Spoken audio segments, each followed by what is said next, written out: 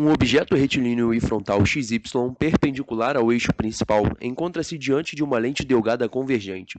Os focos F e F', os pontos antiprincipais A e A' e o centro óptico O estão representados no desenho abaixo.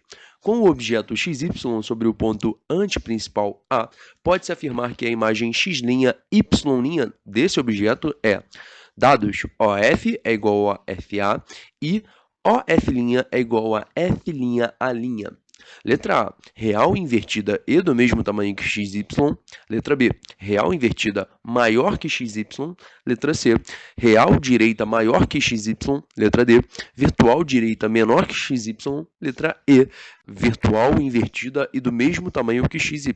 Bom, galerinha, acredito eu que todos possam ter percebido diretamente que se trata de uma questão de lentes esféricas, não é isso? O que nós precisamos conhecer sobre uma lente esférica? Bom, a primeira coisa é saber se ela é uma lente divergente ou se ela é uma lente convergente, tá?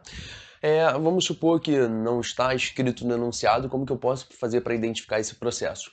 Essas setinhas aqui que se encontram, né, posicionadas na parte superior e na parte inferior da lente, elas têm muito a dizer pra gente. Então, se as setinhas estiverem apontadas para fora, quer dizer que é uma lente convergente, que vai ser aquela responsável por concentrar os raios de luz, tranquilo? Se essas setas estivessem, né, para dentro dessa lente, nós teríamos uma lente divergente, ou seja, lente aquela que seria responsável pelo espalhamento dos raios de luz, tá certo?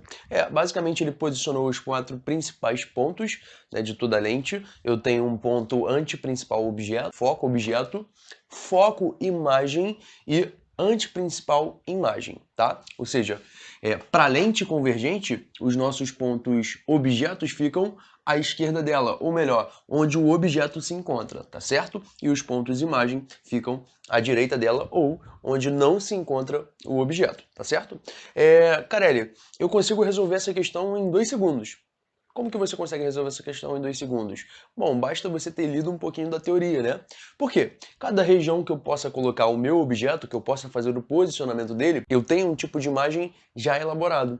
Então, por exemplo, se esse objeto estivesse muito distante dessa lente, eu sei que a imagem formada seria algo menor, né? Uma imagem reduzida comparada ao objeto, porém real e invertida.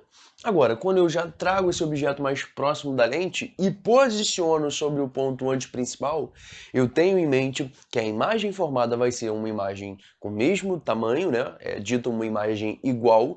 Eu terei uma imagem real e também invertida. Tudo bem? Então, Carelli, eu não li a teoria, mas eu quero saber por que isso acontece. E aí eu já destaquei para vocês 2 raios de luz que vão ser os 2 principais raios responsáveis pelo processo de formação de imagem. Acredita-se, né, que nesse ponto aqui superior do nosso objeto passem por ali infinitos raios de luz. Só que apenas esses 2 ali vão ser úteis para nós. Olha só, o raio vermelho, que é o raio aqui de cima, ele está paralelo ao eixo AX, tranquilo? E o raio laranja, ele basicamente penetra, né, o centro óptico da minha lente.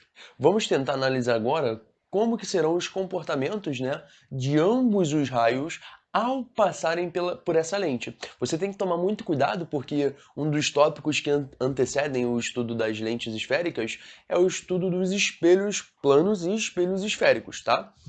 Para estudar espelho, você tem que imaginar que o raio de luz vai bater na superfície do espelho e vai ser refletido, ou seja, bate e volta.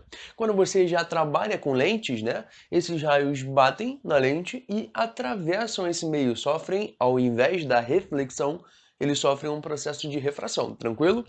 Bom, como vocês podem ter percebido, né, o raio laranja, que é aquele que atravessava o centro óptico da minha lente, ele não sofre desvio, ele continua a sua trajetória. Agora, aquele seu raio que incide, né, paralelamente com a sua lente, ele vai sofrer basicamente um desvio procurando o foco imagem, tá? Então, ele passou e ó, desceu direto pelo foco imagem. Aí se você parar para analisar, tanto o raio laranja quanto o raio vermelho, eles se encontram em alguma etapa, né, dessa travessia.